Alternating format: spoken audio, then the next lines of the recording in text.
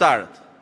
Do marr shembuj të vegjël. Tani gjithë kemi folur pa fund për qindra miliona të inceneratorit të Tiranës, Elbasanit, të Fierit dhe me Tiranën që është simboli i gjithës.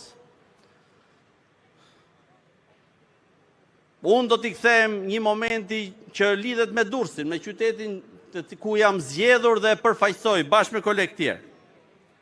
Gjithë keni dëgjuar për ekoparkun.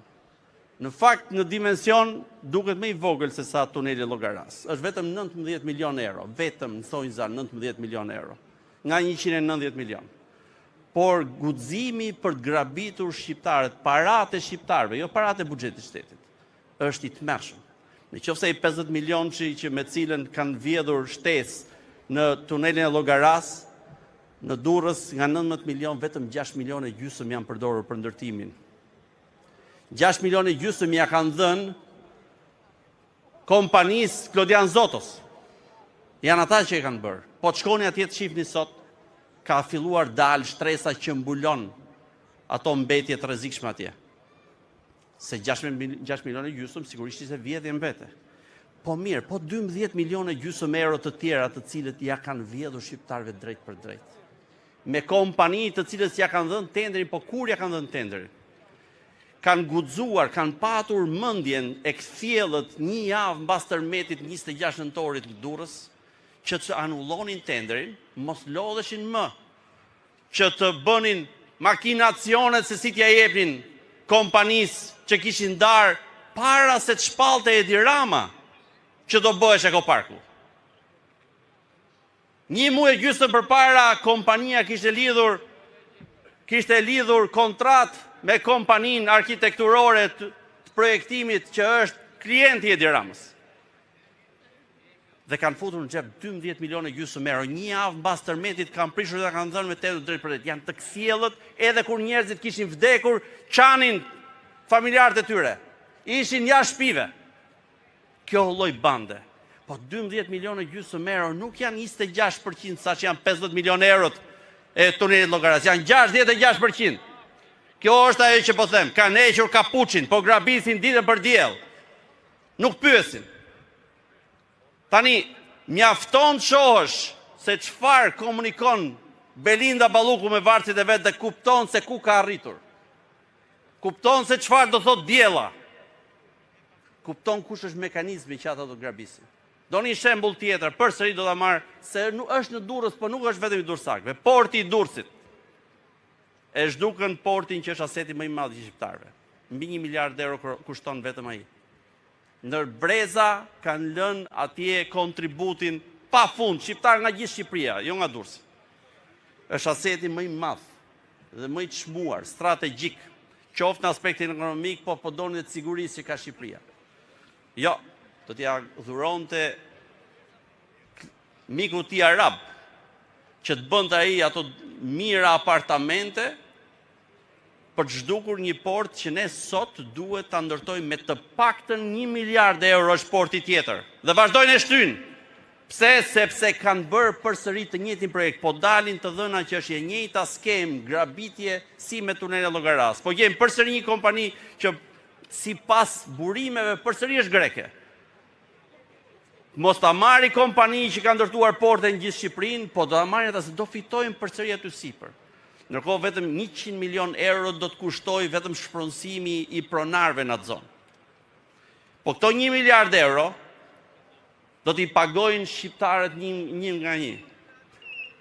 Para 2 vjetësh kam marrë më shumë të 80 milion nga taksat e shqiptarëve për këtë çështje, pastaj i çuan diku tjetër. Vjet kanë marrë 100 milion euro taksa, përsëri, taksa shqiptarët. Për atë që quajmë buxheti i shtetit, jo, nuk është buxheti i shtetit. Është buxheti shqiptarëve, 100 milion të tjera dhe përsëri port nuk ka atje. Në këtë vit kanë planifikuar shqiptarët të marrin 152 milion euro taksa nga xhepi gjithë secilit, edhe atyre që janë sot në televizor. Pra kanë arrit aty ku nuk i sheh më syri fare. Po ç'a ndodh? Edi Rama, pasi kemi spakun që vendos që të hyjnë lojën e Edi Ramës me Belinda Ballukun dhe nxjerr një mas pezullimi, Edi Rama bënde avokatin gjykat kushtetuese të Belinda Ballukut? Tani, mundet që ajo mos ta japi dorëheqjen. Ka frikë, arsyet e saj, ka shkuar i ka bërë presionet gjithë e kemi parë, ato 7 orë aty në zyrë. Pyetja që është, Edi Rama pse nuk e shkarkon? Ka një instrument imediat, ka një arsye të vetme, është kokë e këmba i, nuk ka mundësi që si me inceneratorin 17 vendime brenda ditës t'i kaloj kryeministrit Nëndhun, është e pamundur që mos jetë përsëri kokë e këmbë në këtë histori, dhe po shkon dhe po mbron veten e vet askënd tjetër. Pra, po ndodhin këto që do të shkundin nga themelet këdo, është detyra jonë miq.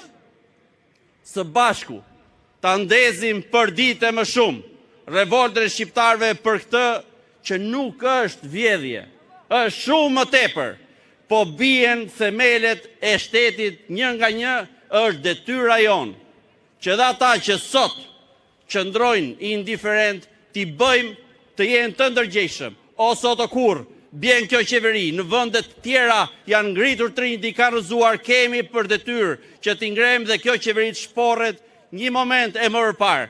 Jam i sigurt që së bashku ne do t'ja shkurtojmë ditët kësaj qeverie. Faleminderit miq.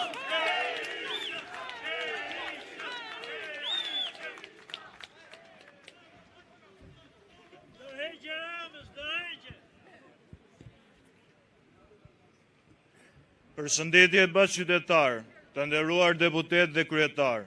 Ngjarjet e fundit tregojnë se ky sistem po galpëzohet çdo ditë më shumë.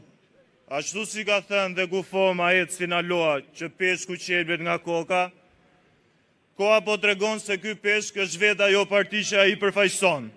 Ndaj i them varëses së tij, Bukuroshes Balluku, nga kjo foltore të them bëj një nder vetes që të fitoni mëshirën tonë. Mere me veten në qeli atë që të kërcënonte me mesazhe. Ky është shansi yt që të justifikohesh për ato përgjime skandaloze që të dolën në shesh. Dhe të ikësh me ndërqegjen se më në fund dhe ti bëre diçka si duhet. Në këtë datë, unë duhet të isha shumë mirë duke festuar 25 vjetorin tim, por nuk mundem, pasi ne rinia sot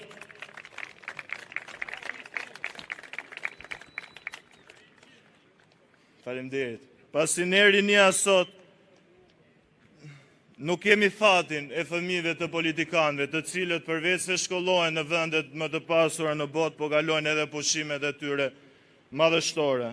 Me taksat tona, unë jam si mbi 80% e shqiptarëve, të cilët ju i keni vënë shqelmi në fyt për gjatë gjithë këtyre viteve.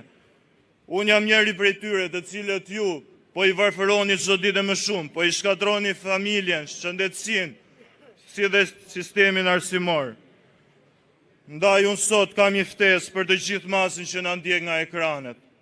Të dalim me guximin dhe trimërinë që na karakterizon ne si shqiptar, t'i largojmë këta demon dhe të shpëtojmë Shqipërinë. Shqipëria duhet të drejtohet nga njerëz që minimalisht janë human. Faleminderit. Shqipëria duhet të drejtohet nga njerëz që minimalisht janë human dhe u dridhet zemra kur shohin njerëz në nevojë, që shtohen pambarimisht. Ndaj, të bëhemi bashkë për të shpëtuar nga kjo gjendje katastrofale që ka pushtuar vendin tonë. Zoti ju bekoft ju, Zoti e bekoft gjeneratën e re. Ju faleminderit.